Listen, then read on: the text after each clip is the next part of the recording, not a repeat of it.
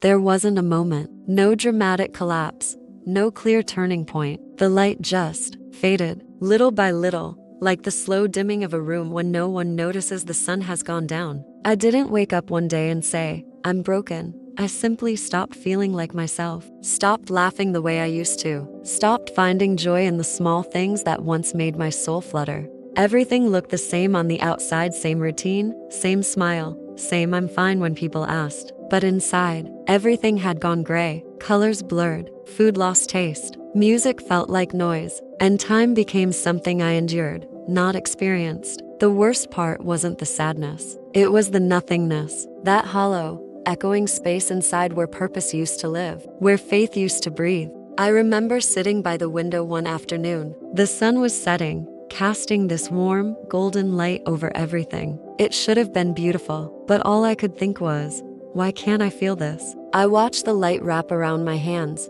like it was trying to reach me, but I was already gone, not physically. But the me I used to know, the one who prayed, who believed, who hoped she wasn't there anymore. I had become a shadow of someone I used to love. I kept showing up to work, to church, to family dinners like a body on autopilot. But my heart, it had gone quiet. And when the light left, so did my sense of direction. I didn't know where I was going anymore. Didn't know what I was holding on to. Didn't even know if I wanted to be found. The world had lost its color, and with it, I had lost my will to try. It doesn't arrive with a bang. It doesn't kick down your door or scream in your face. Darkness, the kind that changes you, slips in slowly. At first, it looks like tiredness, then withdrawal, then indifference. You stop replying to messages. You cancel plans with vague excuses. You say things like, I just need rest, when what you really need is rescue. That's how it came for me. Not all at once, but in small, unnoticed waves. A disappointment here, a broken expectation there, a prayer unanswered, a hope unfulfilled, and then silence, not just from people, but from God. And that silence was louder than any heartbreak. I started questioning everything. Not out loud, not in the way people might notice, but quietly, internally, in the space between breaths. Was any of it real? Did I make it all up? The faith, the presence, the voice? Or did he really stop listening? Those questions grew roots, deep ones, and as they spread, they choked the little light I had left. I stopped opening my Bible, not out of rebellion, but out of defeat. What was the point of reading words that didn't seem to reach me anymore? Worship songs made me cry, not because I felt close to God, but because I missed feeling anything at all. I began to wear my faith like an old sweater, familiar, but no longer comforting. I didn't know how to take it off, but I couldn't feel its warmth either. The world around me kept spinning. People posted their breakthroughs, shared their miracles, talked about open doors and divine timing. And I just sat there, staring into a spiritual fog that wouldn't lift. No anger, no rebellion, just tired silence. That's the thing about this kind of darkness. It doesn't always look like crisis. Sometimes it looks like functioning, smiling, serving, while your soul quietly slips out the back door. And no one notices, because you're still doing all the right things. But I was dying inside. And the worst part, I didn't know how to ask for help. Because I didn't even know what I needed. Only that I didn't want to feel this way anymore. I don't know what finally broke me. Maybe it was the way my own voice sounded, tired, rehearsed, like a recording on repeat. Maybe it was the way people's eyes glazed over when I said, I'm fine. Maybe it was just time. But one morning, I looked at myself in the mirror and couldn't recognize the person staring back. There she was, same eyes, same face, but hollow, like all the light had been drained out, leaving only the outline of who I used to be. And I couldn't pretend anymore, not to myself, not to God. I leaned against the sink, gripping it like it was the only thing keeping me upright, and whispered, I don't know who I am anymore. My reflection didn't answer. It just looked back, exhausted, fragile, lost. I slid down to the floor, knees pulled to my chest, the tile cold beneath me. And for the first time in months, I didn't fight the tears. They came fast, heavy, endless. Tears that carried months of silence, questions, and disappointment. I cried until my chest hurt, until my breath came in broken pieces, until the sound of my sobs filled the small bathroom like a confession I didn't know I was ready to make. I can't do this anymore. It wasn't a prayer. It was a surrender, a fragile truth that fell from my lips without permission. And for a moment, an honest, terrifying moment, I meant it. I didn't want to fight, didn't want to try, didn't want to keep pretending that I believed everything would somehow be okay, because it didn't feel okay. It hadn't for a long time. And then, when the tears slowed and the silence settled again, I heard something not out loud, but deep inside me, a stillness, a pause, a gentle awareness that felt like waiting. It wasn't the comforting kind of silence, but it wasn't empty either. It was as if the darkness itself was listening. I didn't recognize it then, but looking back now, that was the moment everything began to change. Not because I got stronger, not because I figured it out, but because I finally stopped pretending.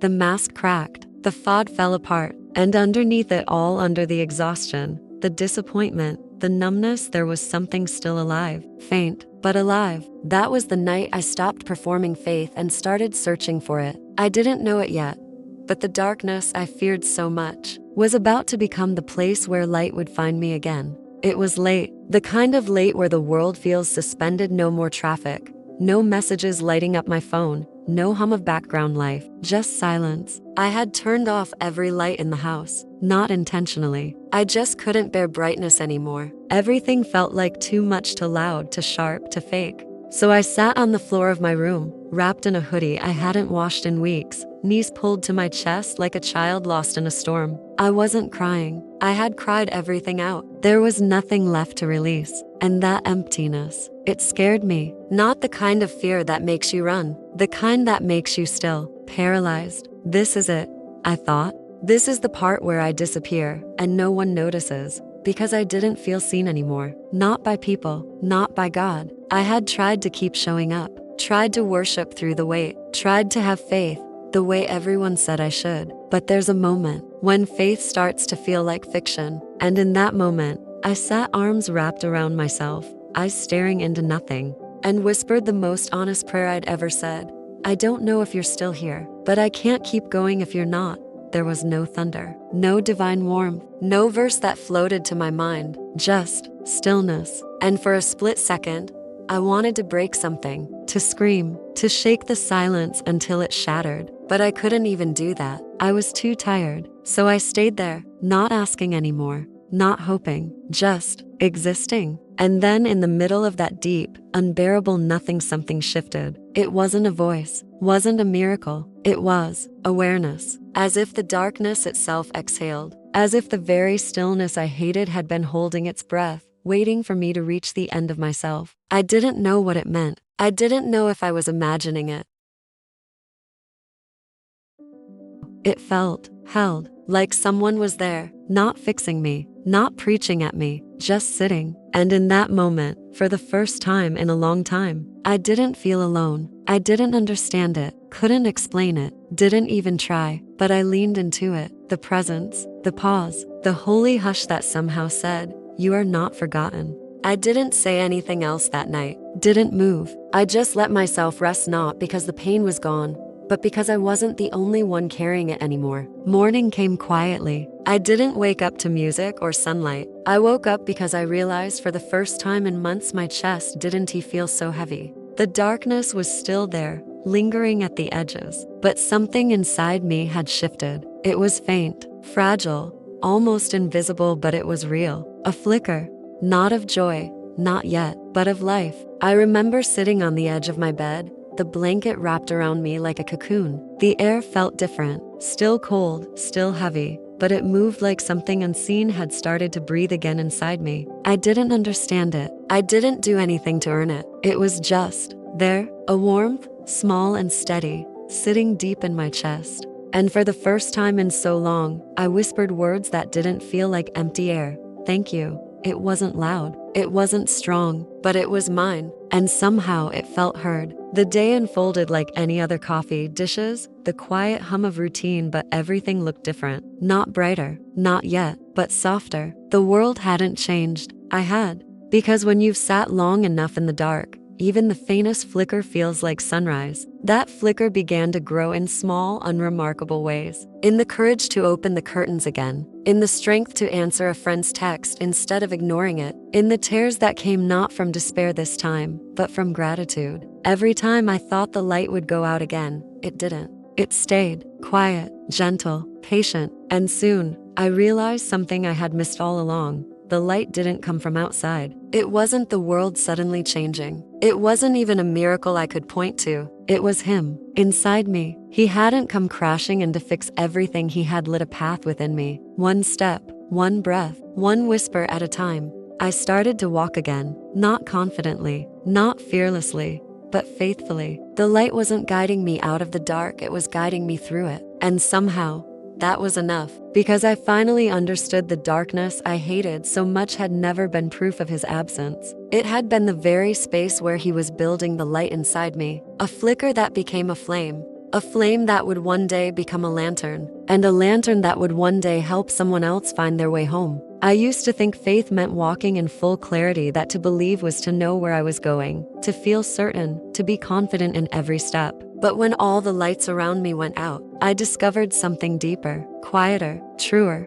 Faith, I learned, is walking when you can't see the next step, only trusting the light within you to take the one in front of you. That light wasn't loud. It didn't command me forward. It invited me gently, like a friend holding out their hand in the dark, whispering, "Just come with me, that's all." And so I did, not all at once, not perfectly. Some days I moved an inch, some days I stayed still, some days I fell backward, but the light never left. Even when I doubted it, even when I didn't feel it, even when I wanted to give up and crawl back into the silence, he stayed. He didn't shine like the sun. He flickered like a flame, and that flame, small as it was, became my compass. I began to live differently, not because my circumstances changed, but because I did.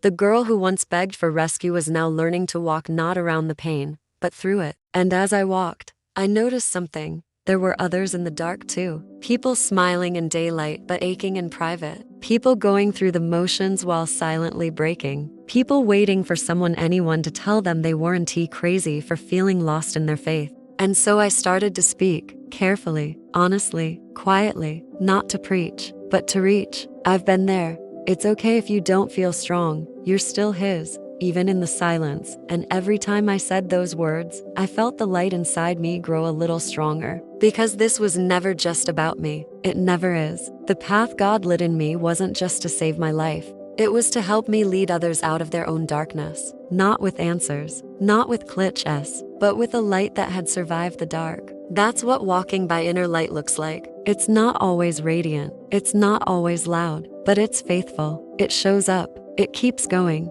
And with every quiet, trembling step, it says, even here, he is with me. I never set out to be anyone's guide. Honestly, I didn't think I had anything to give. For so long, I felt like a shell emptied by grief, hollowed by silence, too cracked to carry anything sacred. But light has a strange way of finding the broken places to shine through. I started sharing my story, quietly, carefully, not to impress, not to teach, just to tell the truth, the real truth. The nights I almost gave up, the days I couldn't pray, the silence that felt like punishment, and the whisper that reminded me I was never alone. And people started responding, not with applause, but with me too. I thought I was the only one. I didn't know anyone else had felt that lost. I've been sitting in my own darkness, waiting for a light I thought would never come. And suddenly, I realized the pain I thought disqualified me was the very thing God was using to connect me. He hadn't lit a fire in me just to warm my own hands. He had turned me into a lantern, one that doesn't glow with perfection or certainty, but with honesty, with survival, with presence. I still have dark days, moments when the old fog creeps in and tells me I'm not enough, that the light's too dim, that no one's listening. But then I remember, there's someone out there sitting in the silence, just like I was, waiting for a flicker, a whisper, a sign that they're not alone. And maybe my flame, small as it is, can be that. Not a spotlight, not a sermon, just a soft, steady glow that says, I've been there, I'm still here, and you don't have to walk this alone, because this is what the path has taught me. When God lights something inside you, it's never just for you. It's for the ones still searching, still hoping, still breathing in the dark. waiting for a reason to believe again. And if I can be that reason even for one person, then the darkness I walked through wasn't wasted. Sometimes I still sit in my room with the lights off, not because I'm lost, but because I remember what it felt like to be. I close my eyes and let the silence come not as a threat, but as a reminder. A reminder that even the deepest dark couldn't erase the whisper that found me there. That whisper didn't shout, it didn't demand, it didn't promise easy answers. It simply said, "You are still mine." And somehow, that was enough. If you're reading this or watching, or listening and you feel like the light has left you, please hear me. You are not forgotten. You are not invisible. You are not too far gone. Maybe the silence you fear is where he's been waiting to meet you all along. Maybe the darkness isn't the end, it's the doorway. And maybe, just maybe, the light you're searching for isn't out there. It's already inside you. Small, quiet, patient, but alive. So let it flicker. Let it breathe. Let it guide one small step at a time. And when you're strong enough, when the fire inside you steadies, become a lantern for someone else. Because we were never meant to walk this path alone. And the whisper that saved you could be the very one someone else is dying to hear. Let the darkness remind you of the light. Let your scars become soft lamps of hope. Let your life, even the broken parts, glow.